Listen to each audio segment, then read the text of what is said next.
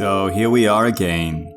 I hadn't exactly picked up Silent Hill 2 with the intention of covering the larger series on this channel.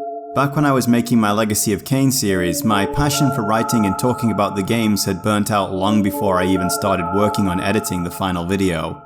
And since this YouTube thing is just for fun, at least for the moment, I wanted to keep it to just playing and talking about only the games that I really wanted to, especially the retro stuff. Honestly, the last year and a half while I've been doing this has been a wonderful trip down memory lane for me. For whatever reason though, I quickly found myself installing Silent Hill 3 almost as soon as I'd put 2 down. Unlike 2, this wasn't a game that I felt I'd misunderstood or judged unfairly. I had a blast when I played through it the first time, and I'm still completely blown away by just how good this nearly 20-year-old game looks even now. That being said, enough time had passed since my last replay that I'd definitely forgotten large chunks of the game, and there was something wonderfully fresh about this replay. I likewise hadn't even intended on finishing a playthrough of the original game. I just wanted to shoot a couple of hours of stock footage to use in my previous video, and that really didn't work out the way I'd intended. So here I now sit, able to talk at length about the Legend of Silent Hill as both a story and as a game. I will say up front that it's basically impossible to talk about Silent Hill 3 without spoiling Silent Hill 1, and so moving forward I will be doing that, and I won't be holding back. I will try to keep Silent Hill 3 specific spoilers to their own section, but I can't guarantee your safety 100%, so just be aware of that if you're going to watch the rest of this. Otherwise, just know that these games are awesome, and you absolutely should play them before watching this or any other content made about them. Okay, with that out of the way, let's talk about the Legend of Alessa Gillespie.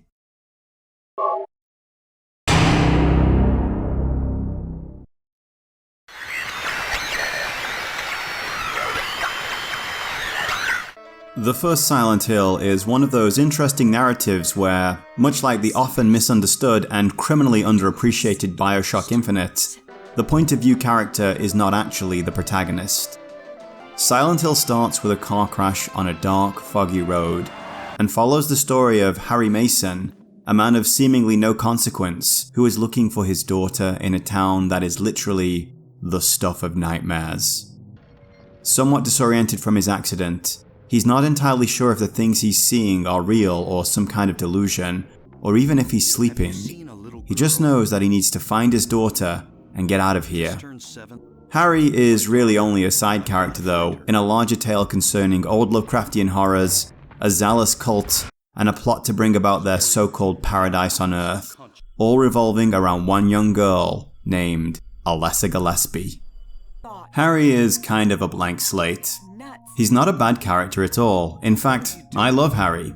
He's a Chad tier Silent Hill protagonist, in both his incarnations I might add, along with Heather, who's the point of view character in 3. His somewhat weak characterization and overall lack of any kind of arc makes it very easy for us, the players, to map ourselves onto him. We do know a few things about him.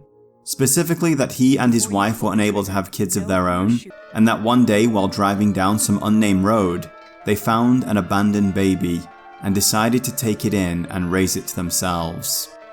Sometime after this, Harry's wife passed away, and he was left to raise the child by himself. Now, I'm not a father, but I can fully comprehend his motivation and drive, and understand why he just didn't run away screaming from this place the moment things started to get strange. So, Harry is fine. Harry can stay. But what I mean when I say he doesn't have an arc is there are no great revelations about him, or any great transformation by the end of the journey. All of that is reserved for Alessa, which is why we need to talk more about her. So let's get something out in the open right now. Harry's daughter Cheryl Mason and Alessa Gillespie are, more or less, the same person. Alessa, you see, is some kind of powerful psychic or witch depending on how you look at it. And she projected a piece of her soul to manifest as a small baby in the hope that at least a small part of her might know love and happiness and have something resembling a normal life. Why would she do that, you ask? Well, maybe her mother can help answer that question. Stay back. Nothing is to be gained from floundering about at random. You must follow the path. the path of the hermit concealed by flowers. So yeah, Dahlia Gillespie is a fanatic, raving madwoman.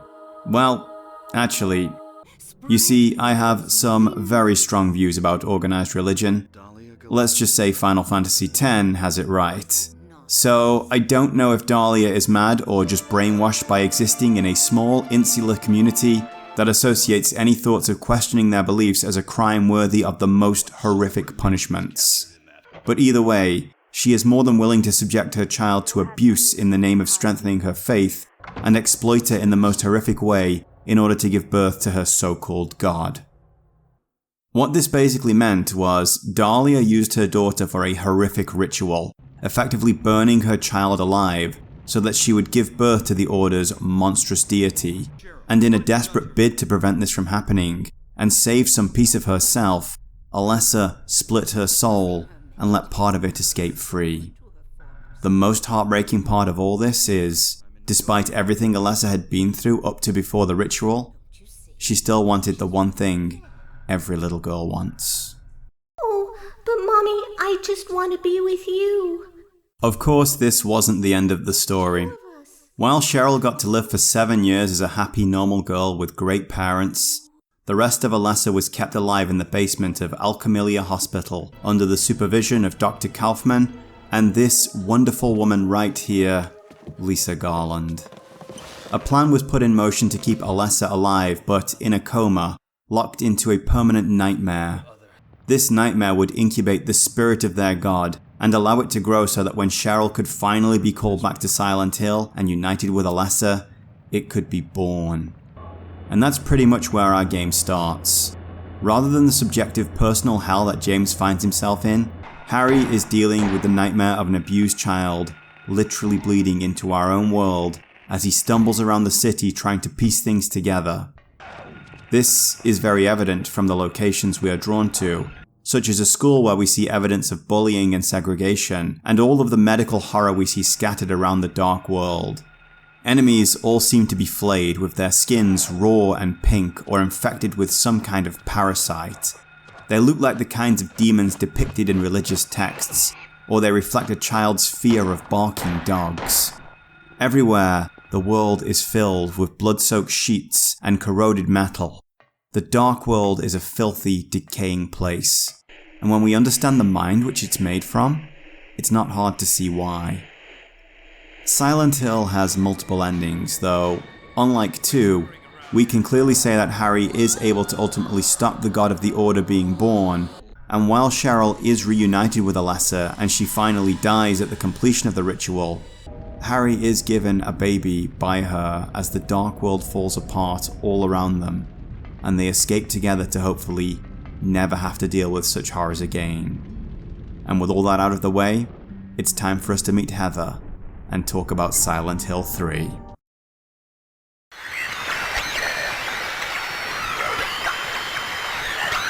So we begin in a familiar location to Silent Hill players in more ways than one. The Silent Hill amusement park is a location we visited in the first game, as is the dark world formed from Alessa's nightmares. Unlike Silent Hill 1 and 2 that wanted to take their time before sucking you into the worst they have to offer, Silent Hill 3 throws you in there right at the start. And I can only imagine what it must have been like for someone who played this as their first game in the series. All of the decay mixed with childhood memories is back, and this time... yeah, that actually got me the first time. This is hardly a tutorial though. I mean, the opening scene makes a point of showing that Heather has a knife, but doesn't bother to tell you that she's also packing a machine gun if you just open your inventory and check. That's okay though.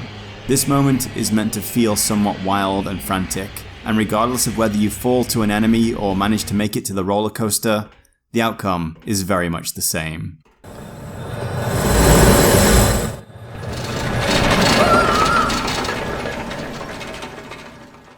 And cue the end of the nightmare scene, and we see Heather slowly coming to after seemingly blacking out in a coffee shop at her local shopping mall.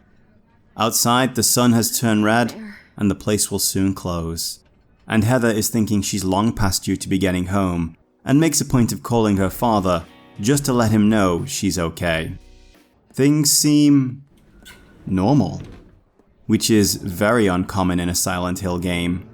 We can hear the sounds of cars and life, and we even bump into another person, though this isn't the most pleasant of meetings. This fine gentleman is Douglas Cartland, and despite not showing any kind of ID and just randomly stopping Heather in a shopping mall, insists that he's a detective and that he's been looking for her. Heather, being a smart girl, doesn't agree to get into anything resembling a van with blacked out windows with him, and instead makes for the women's bathroom in a hope that she can shake this creep and escape to her house. Douglas tries to persuade her to come along by telling her it's about her birth and her true parents, but our girl Heather brushes it off, heads into the bathroom, and bolts for it out of the window. Now, were this any other situation, I'd call that a 10 out of 10 escape, and pat the young lady on the shoulder before handing her my phone so she can call the cops and get picked up safely by them. Unfortunately, this is a game titled Silent Hill, and it only takes a moment of Heather being separated from the rest of society for everything to literally go to hell. So for returning players, this may all seem a little familiar, except we're not in Silent Hill. At least, not as far as we know. At this point, we find ourselves in some sort of place between the real world and another. It looks like a shopping mall, much like Silent Hill looks like a town, but it's now full of strange, aggressive creatures. So you know it's only a matter of time before somebody shows up to speak in cryptic metaphors, and on that note, I'd like to introduce you to Claudia. They have come to witness the beginning, the rebirth of paradise, despoiled by mankind. She seems stable. And after that encounter, we enter an elevator and are gifted with something literally every Silent Hill fan knows all too well.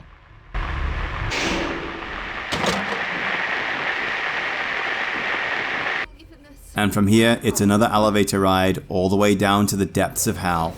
Heather finds herself trapped in a world she's seen in more than a few of her nightmares now, and maybe that's why she can so easily accept what's happening to her, and not simply fall on the floor clutching her skull and jabbering. Much like Harry in the first Silent Hill, she's not altogether sure if what she's seeing is real or just a dream. She pushes on, and there are more than a couple of callbacks to both the previous Silent Hill games. Forget it. This is way too gross.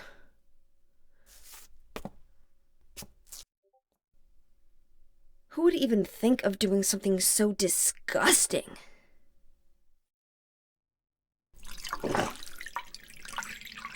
Before encountering the beast at the heart of this labyrinth, and when it falls down dead, the Dark World responds by spitting her out. So the rules are very well established now. We are back in the hell of Alessa Gillespie, and it is once again bleeding into our world and for some reason seems to be fixated on this girl Heather, and she, for the life of her, can't imagine why. Before leaving the mall, however, Heather once again bumps into Douglas, who confesses that Claudia was the one who hired him to track her down, but he had no knowledge of her motives or what might happen once he did. Heather, being somewhat skeptical however, decides it's better to try to get home alone, and this is where things start to get really strange. This particular section is actually my favourite part of the game, and I'll be diving into it much deeper later on. But before we go any further, it's time to put up that big spoiler flag. I mean, I have a sneaky suspicion that even if you haven't played this game yet, you're already well on your way to figuring out where all this is going, but as a responsible writer, I feel I should warn you up front and tell you to skip ahead to the appropriate timestamp right about now. So when Heather finally makes it home, we are met with a heartbreaking sight. She comes home to find her father, Harry Mason, dead in his chair. That's right, the bastards literally killed the hero of Silent Hill 1 off camera. It's something of a Stephen King move to casually murder a beloved characters in a single sentence, and good God did this one hit me right between the eyes. So if we know Harry is Heather's father, then I think we can figure out who she is. That's right, the reborn baby of Cheryl Mason from the end of the first game, the last piece of the soul of Alessa Gillespie. It's all coming together now. Heather once again encounters Claudia atop the roof of her apartment building, where she is invited to come and find her in Silent Hill. And with nothing left to live for and revenge consuming her mind, she's more than happy to oblige. And Douglas, feeling responsible for so much of this now, is willing to take her there. Piecing together the story from her father's old journal and something like repressed memories from another life, she comes to understand what's going on. The Order is still very much alive, and they still want Alessa to birth their god. The final part of the game sees Heather re-exploring the hospital from Silent Hill 2, which is a wonderful little callback if I do say so myself. After dealing with the various crazy things therein, it soon becomes apparent that Heather is herself pregnant with the Order's god. She finally heads to the amusement park from her nightmares at the start of the game, pushing deep into the heart of the Dark Realm and facing off against Claudia. There's something of an interesting bit of Deus Ex Machina here. You see, in Silent Hill 1, a red liquid called aglophytis is introduced to us. Initially found in the hospital, it can be collected and used as a weapon to save one of the characters who has become possessed by some kind of parasite. It seems this substance is well attuned for exorcising demons, and if you save a certain doctor in the city, he'll turn up at the end and hurl a batch of this onto Alessa, forcing the god of Silent Hill to show its true face in the form of the demon Incubus. From the very start of the game, Heather has a pendant in her possession that has a strange red substance inside it. Now, returning champions to this game may be able to figure out what this red pill is inside the pendant, but for new players, there isn't much in the way of a hint. So, when we face off against Claudia, there comes a point where the god will literally burst out of Heather if she tries to attack her, and the only thing you can do is swallow this pill to exorcise it from your body. Claudia, however, doesn't react to this in any kind of measured way. God is... Claudia!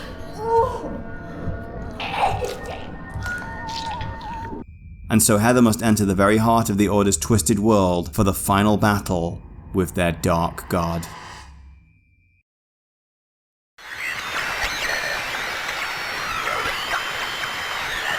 So if we're going to talk characters, we may as well start with our heroine and point of view character, Heather.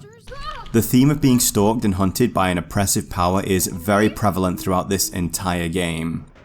Unlike Silent Hill 2, which chooses to manifest this as a single, powerful being, Heather is just beset by weirdos and the horrific force of the actual town chasing her down, breaking into her safe spaces, hurting her family, taking away her security and stability, and I'd say overall, she handles it like an absolute boss. While some of the dialogue choices are questionable in this game, Well, I guess you're not a person anyway. I'm not a big fan of sassy protagonists. It doesn't make them look strong or cool, and is very out of place in this setting in particular. And there's a couple of fourth wall breaking moments. However, Heather is a well-written, strong protagonist. For every line of dialogue that seems jarring or inappropriate, there's an equally well-written scene of her going through considerable emotional turmoil, as well as questioning her sanity and her grasp on reality. Her journey is a very dark one. She's being hounded by things that would terrify people to the point of breaking, and yet she keeps powering through. And when these things ultimately destroy her world, rather than trying to escape from them, she barrels ahead into it, partly as a way to get revenge, and partly out of understanding that this is the only way out of this nightmare. Heather, like Harry in the first game, is a Chad tier Silent Hill protagonist, but she's still a teenage girl at the end of it all. And while this isn't exactly her first trip to hell, and her family no doubt prepared her in some way, this isn't something anyone should have to deal with. Her characterization is overall much stronger than Harry's, but even as a guy, I found it quite easy to map myself onto her and empathize with what she's going through. She's an endearing character, and I was rooting for her the whole time. Silent Hill wouldn't be Silent Hill though, if we didn't have at least a couple of very strange characters babbling incomprehensible things at our protagonist and then disappearing. And this game has some of the best. One of whom is a rather bizarre ghost stalker named Stanley that manifests as a series of obsessive notes and a doll that Heather refuses to touch. And it gets especially weird as, on one hand, it feels like these notes were written some time ago, but they also seem to know how she's reacting to them, And my god, do they get weird. We do find some medical reports about Stanley that refer to his fixation on one particular girl, but we never actually meet him, which may be for the best, all things considered. The two major supporting cast members here are Claudia and Vincent, who both bring their own brand of crazy into the arena. We meet Vincent in the Dark World in my absolute favourite area in the game, the Hilltop Center, where he feels the best way to endear himself to a young girl who's lost and thinks she's possibly going out of her mind is to talk like this. Does this place get to you at all? Oh, it gets to me all right. I find it most fascinating. Yeah, maybe get a different book of pickup lines there, fella. Vincent is a member of the religious order that is responsible for creating this whole mess, but overall doesn't seem as devout or brainwashed as other members we've encountered so far. For one, he seems well aware that what he's seeing all around him isn't some fabled paradise, and he makes it openly known that he's opposed to Claudia and doesn't want her plan to rebirth the city's god to come to fruition. I don't want God to be born. Wouldn't be convenient. If, like me, you enjoy reading too much into this, then you could easily start making all kinds of comparisons with real-world figures who've worked themselves into powerful niches and are so scared of change that could possibly disrupt their status and comfort that they openly sabotage the very ideas they are supposed to stand for. On the other hand, Vincent could just be an opportunist who was always out for himself to begin with, or maybe his idea of paradise on Earth doesn't include all this excessive suffering. On the other side, we have Claudia, who is the game's major antagonist and, much like Alessa, is something of a tragic story. Western religion as a whole is very harsh on women, and it seems Silent Hill's order isn't any different there either. Claudia is the daughter of Leonard Wolf, who was a high-ranking member of the order, and who was a very abusive parent as demonstrated by this line here. The memory of his cruelty is forever burned into my mind. Of course, Leonard would have you believe that everything he did was for her good because, again, an insular community that considers any questioning or argument of their belief to be worthy of eternal damnation. He himself is eventually committed to the psychiatric ward of Brookhaven Hospital, when his religious zeal leads him to stabbing another member of the Order. As we discover later, he clearly has his own very strong feelings about the direction the Order should be taking things, and he uses his faith and the belief in his God as a way to, in his mind, elevate himself above the rest of the people of the world who he judges as unworthy. Our first encounter with him goes something like this.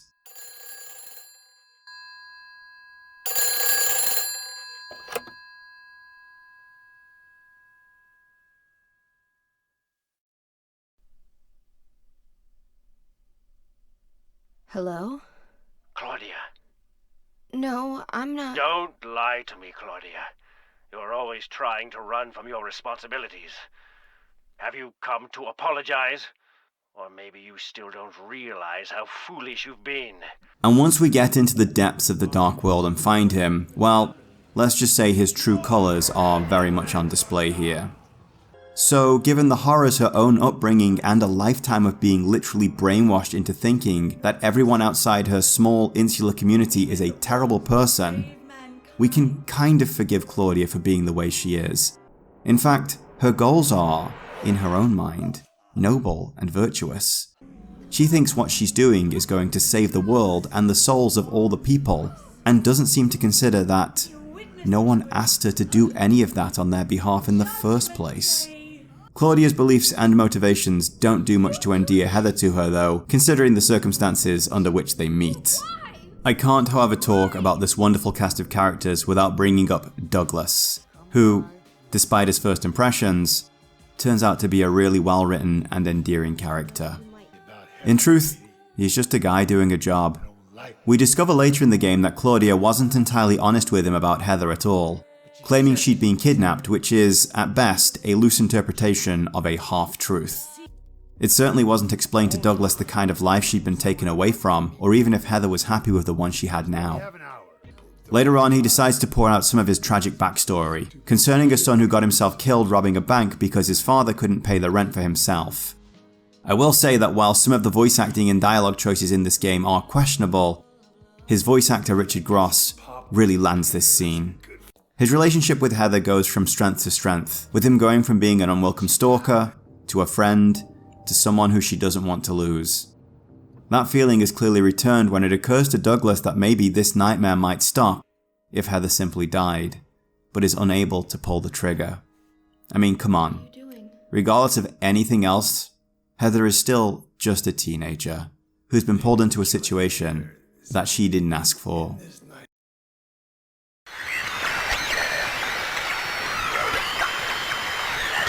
Silent Hill 1 very much laid out the rules of what we can expect when we come here, and since Silent Hill 3 is a direct follow-on to that, I feel like 1 is a good place to begin with.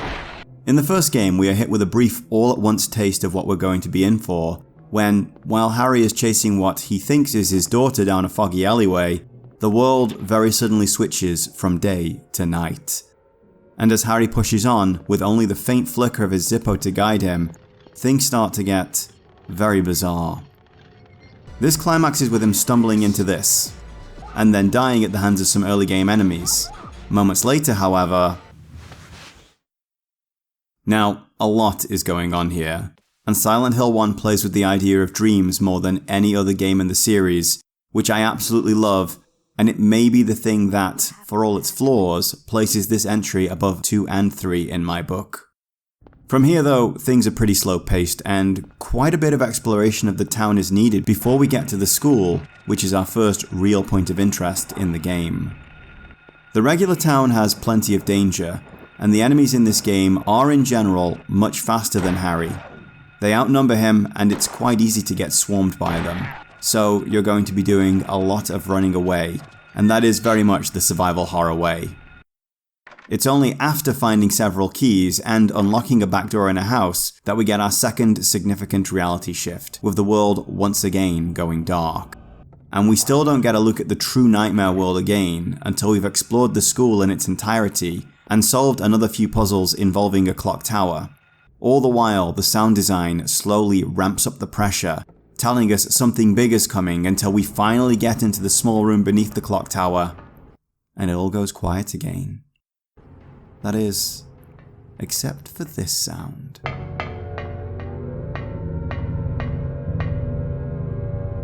My god, this game. But the school is small fry, believe me. However awesome that is, it pales in comparison to the hospital, and I've no doubt the exploration of this place and the horrific medical staff we encounter within is exactly what sealed it as a critical location in literally every other game to come out bearing this name. The truly terrifying thing about the hospital is that, in many ways, we don't even leave. Or maybe we do. Maybe it's all a dream. Or maybe the part where we escape is a dream. I have no idea. Our first trip there ends when we encounter Lisa Garland. Sorry, I didn't mean to cry, it's just... Why couldn't we have got here sooner? So, this is the first of several very bizarre encounters with this woman. She can only be found in this room, in the Dark World specifically, and at one point when Harry suggests she come with him, she says she feels like she's not supposed to leave this place. But just let's go through the steps of these interactions here. In the Nightmare World, Harry meets Lisa. They talk, and then that sound again. Harry blacks out and wakes up in the same room in the regular world. Later, when Harry is pulled into the Nightmare World through the altar in the antique shop, he wakes up in the same room with Lisa, who insists that he was just having a bad dream. And then he blacks out again shortly after. Harry is then able to move through the Dark World from the antique shop back to the hospital, where he can meet Lisa again, at which point she says she's glad to see him and was so scared of being all alone, as though he did actually leave the hospital and wasn't just lying on the bed having nightmares the whole time. Finally, after encountering Alessa at the amusement park and blacking out, he wakes up on the floor in the room with Lisa as though he never left there at all. I mean, I just can't even. There isn't a single Silent Hill game that has played so loose with reality and the concept of dreams quite like this one, even baking it into some of its level design, which is something we will definitely talk about later. So in Silent Hill 3, the hell world of Alessa Gillespie's nightmare is back, and it looks absolutely glorious. This is a land of medical torture and religious fear.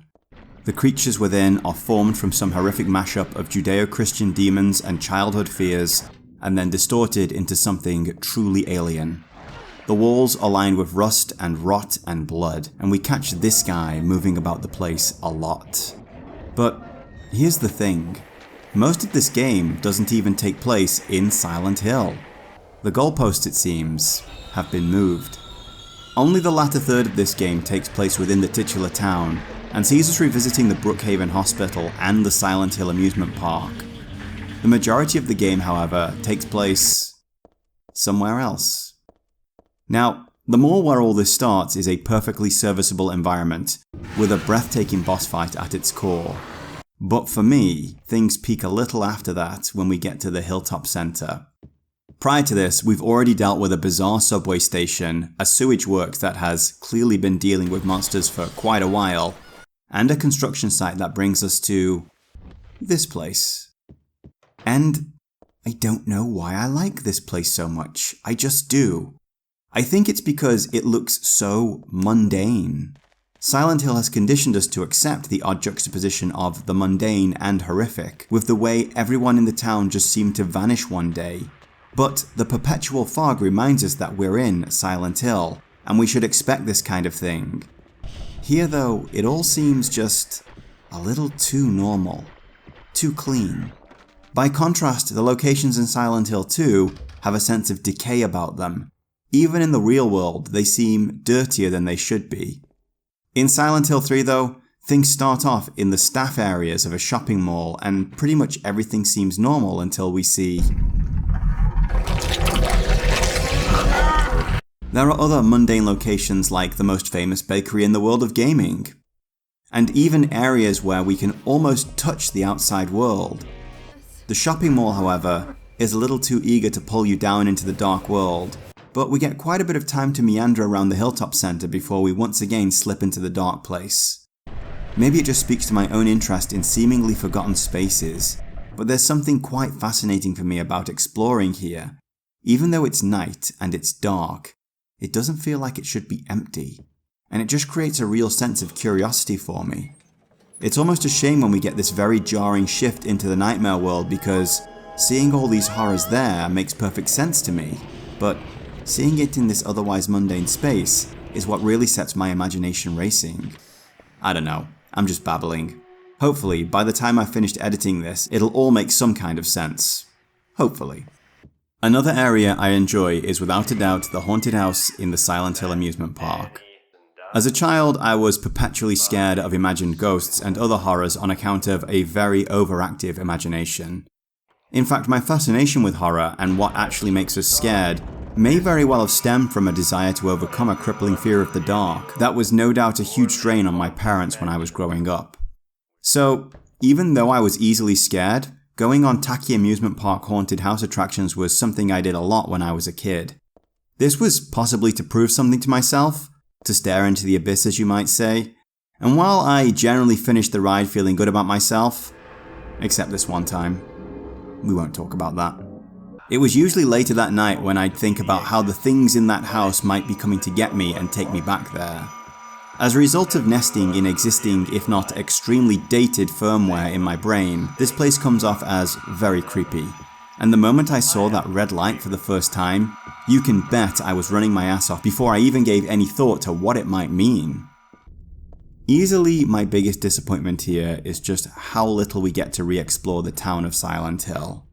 I mean, we get a few cool callbacks to Silent Hill 2. And of course, due to the subjective nature of the Hal James experiences, it's going to be different, but damn it would have been cool if just a little more of the town had been open and a few more Easter eggs had been hidden around. Of course, I understand there are always constraints on video game development. Time and money are not an infinite resource on any project, after all. and simply placing the town down and having it serve no purpose would both confuse the player and waste a lot of people's time. But come on, the bowling alley maybe? Or just a little of the park or something? It's a nitpick really, but still.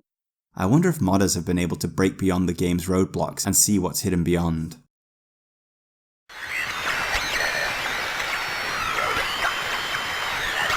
The difference between Silent Hill 1 and 3 sometimes feels like night and day. Certainly the first game did an incredible job of squeezing as much potential out of the PlayStation's chipset as possible, but it really shows its age these days. Silent Hill 3, on the other hand, thanks to 4K textures being packaged with the PC version of the game, still looks absolutely amazing even now. But it's not all about graphics and pretty textures. Silent Hill 1 may have the most dated visuals, but it has the largest and most sprawling version of the town, and there's a hell of a lot of backtracking in that game. On the other hand, the Dark World in Silent Hill 3 is absolutely breathtaking. I mean, God, just look at this place. There's something so very claustrophobic about this world, and the deeper you descend into it and the longer you spend with it all around you, you can't help but want to come up for air. It's a very stressful place to explore, just because it's so relentless. Between the implied medical horror, the rot and rust, the constant noise of all the different things around you, and the very intimidating challenge of navigating this place, it's not exactly a pleasant stroll through the park. Then there's the constant waves of monsters that beset you. Silent Hill 2 very specifically set out to create creatures that were based around the human form, and somewhat sexualized, as a way to portray James's broken psyche. From the mannequin beasts to the nurses, everything feels familiar, and could almost be mistaken for regular people when seen from a distance through a thick veil of fog. Silent Hill 3, however, gets a lot more creative in this area. Or, at the very least, the leash was clearly taken off here. In the first game, the creatures were recognizable as demons for the most part. Since these are the nightmares of a helpless little girl who's had her head filled with a religious dogma from abusive parents, it's not surprising that flayed winged beasts, barking dogs, and even giant insects are part of this nightmare world. Silent Hill 3 keeps the dogs and introduces one other extremely annoying enemy, but also has vast towering creatures that stalk after Heather. It's been argued by men of narrower minds and greater YouTube popularity than I that the monsters in Silent Hill 3 have no symbolic meaning as compared to Silent Hill 2, for example. However, the vast size of some of these creatures and the way even the small ones can swarm and bully you seems quite symbolic of how a woman being stalked or abused may well see her tormentors. On top of that, there's also some wonderful foreshadowing of the greatly inferior horror title, Five Nights at Freddy's.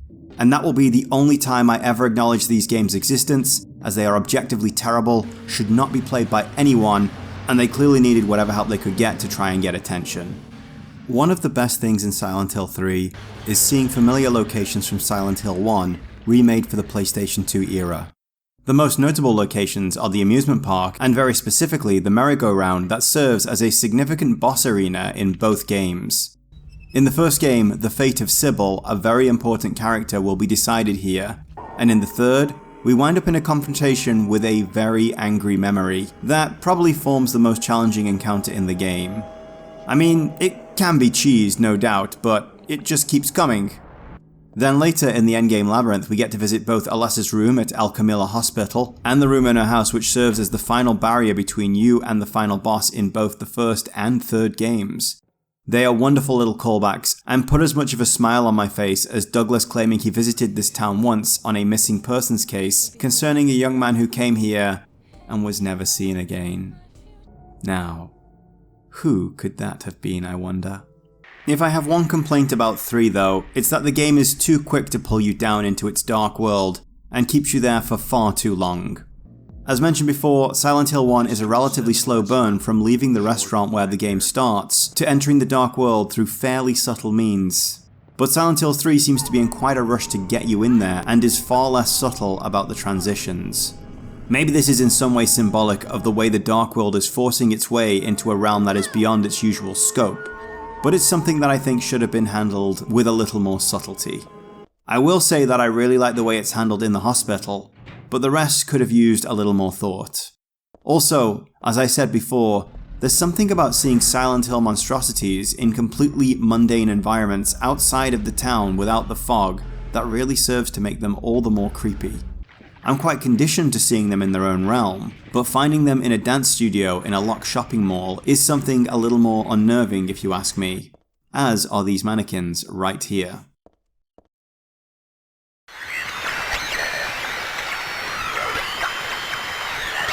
I don't have a whole heap of extra thinking to add to the gameplay section from my Silent Hill 2 review, as mechanically these games are, more or less, exactly the same. If you want to hear my full thoughts on the way this game runs, then head over there and take a listen. There are a few Silent Hill 1 and 3 specific things to bring up though. Firstly, as far as enemy variety and combat goes, these games are much better than 2.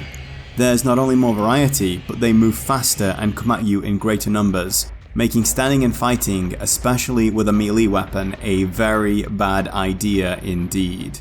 That makes these games overall better survival horror experiences than 2, as in 2, you can melee weapon your way through most of the regular enemies early game, and have more than enough ammunition for anything that the late game throws at you.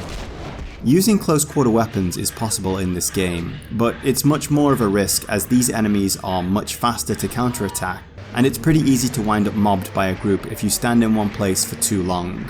It's also possible for enemies you'd thought you'd killed to simply have returned to life the next time you enter a room, making any bullets or health pickups you spent on putting them down the first time a wasted investment. I don't actually know if that part is intentional, a bug, or something brought on by the game being old and probably not the most stable, but it really just boils down to running like hell as much as possible. There's an interesting mechanic where you can place down food on the floor to distract the enemies, but I found it to be very hit and miss, and overall it didn't contribute enough for me to want to use it. There are some very annoying creatures. These ones called slurpers in particular are easily the worst and knock Heather over a lot, making hitting them with your katana a less viable option than simply blowing holes into them, and I probably burnt through a little more shotgun ammo than I would have liked taking my revenge on these freaks. This is actually a problem, because I really don't think a game should be pissing its players off. I fully support the idea of having challenging enemies in a survival horror game, but given there are entire Reddit threads dedicated to how much people hate these things, I'd say there's something that needs fixing there. One major upside to this is a sense of desperation that happens as you explore areas.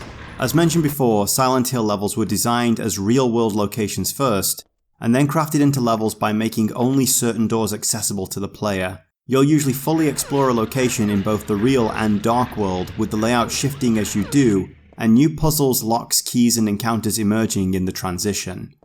So when you've got 3 nurses stalking you down a corridor and you're smashing that action button against every door only to be told the lock is broken and can't be opened, you start to feel the panic of your impending doom approaching. There is one big issue here, and it's right here in the hospital. What the hell is going on here? While animated textures may serve to add something great in terms of atmosphere to a scene, it makes it basically impossible to find the frickin' doors in these corridors, and that is annoying as hell. Back in my Mark of the Ninja review, we discussed the process that went into creating the experience for the player. One thing Clay Entertainment wanted to eliminate was anything muddy. Anything that wasn't clear to the player. After all, in high-stakes games like stealth or survival horror, where you can die enough from your own stupidity, you don't want bad game design choices making things even more difficult. I had to continually open my map and check to see if I was next to these doors, and I still had to run up and down these corridors 2 or 3 times to find them all. And that is not okay when you've got these annoying little things chasing you down and bowling you over. If you're thinking this is all contributing to the survival horror feel, well, I have to strongly disagree. None of the Resident Evil enemies are annoying, but they are all very dangerous. And while the camera angles do conceal things, I never once had to struggle to find a door. So this was a bad choice. It is, however, only confined to one section, so it can be forgiven. Silent Hill 1, 2 and 3 all feature late game labyrinths of one sort or another. In 2 it happened beneath the Silent Hill Historical Society, which becomes an old prison, which becomes something else entirely. 3 has its own version that is found through venturing through the amusement park into the Church of the Order and into the place beyond. But I honestly think Silent Hill 1's is the best. Why? Well, because it's made up of pieces of the rest of the game. It's like a little walking tour of everything you've been through so far. The best part is, you will actually find puzzles that you'll have to deal with in this place the first time you visit these places too. For example, on your first trip to the hospital, we'll encounter a VCR player in a room, and later find a tape that can be played on it. But you are now locked out of that area.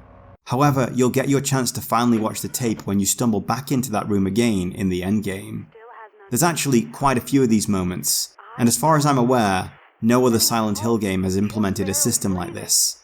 It's really cool foreshadowing, and I still get a kick out of seeing all this come together, even now.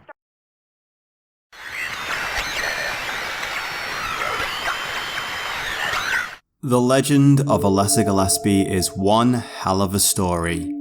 It is a tale of the worst extremes of organised religion within an insular community with a good smattering of Lovecraftian horror thrown in for good measure. In truth, the real monsters in this game are not the demons and gods of the dark place, but the people who are so willing to hurt and exploit others in the name of their faith. Alessa and Claudia were both born into a cult and never had any choice in being part of that. They were punished severely for any thoughts that they had that deviated from the cult's doctrine, and faced with the ultimate punishment of being cast out, losing their friends, family, and every connection they ever had in the world if they didn't conform. Alessa was finally exploited in the worst possible way to create a literal hell and inflict that on others. The entire town of Silent Hill suffered for this exploitation, and many good people died. I won't drive the symbolism home too hard. After all, not everyone who has a belief or is part of an organised religion is a raving fanatic. We are all lost and alone in this cold, empty universe, desperately trying to extract some kind of meaning from our existence. And if you can find that in some kind of faith, well, that's not all that bad, providing what you believe doesn't harm or oppress others who don't share your worldview. These two games are one hell of a wild ride down into the darkest depths of human suffering. They are genre-defining titles that have caught the imaginations of so many people. They are much-loved properties that really deserve so much better from their own creators. Yes, I'm looking at you, Konami. How are you not on top of preserving these? Either way, it's been a blast to take a trip back to Toluca Lake and walk with Harry, James, and Heather one more time. I shall make a point of not leaving it so long next time. Actually, there may be one more walk in Harry's boots coming sometime soon, but not just yet, I think. So, since we are dealing with the PlayStation 2 and an era when Konami actually used to not only make games, but made some of the most incredible titles in the medium, I thought we'd take a look at another title they made. Something completely different to almost everything else they've ever done. Not a series or a franchise, but a single, very strange story. We're going to head to a little German town called Lebensborn and meet a young man named Ike Kusch, a man who unfortunately is living the very last day of his life. For you see, Ike now stands beneath the shadow of destiny.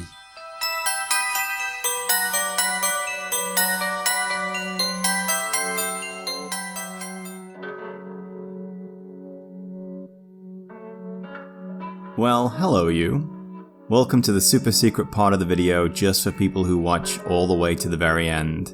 I am very proud of this little scene I made here, and more so that it only took me a couple of hours.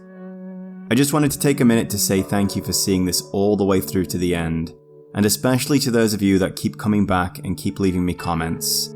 Even though it's only a few of you, it really helps with my motivation, and keeps me inspired to keep trying at this. So, thanks for sticking around, and I hope to see you back here again for more, real soon.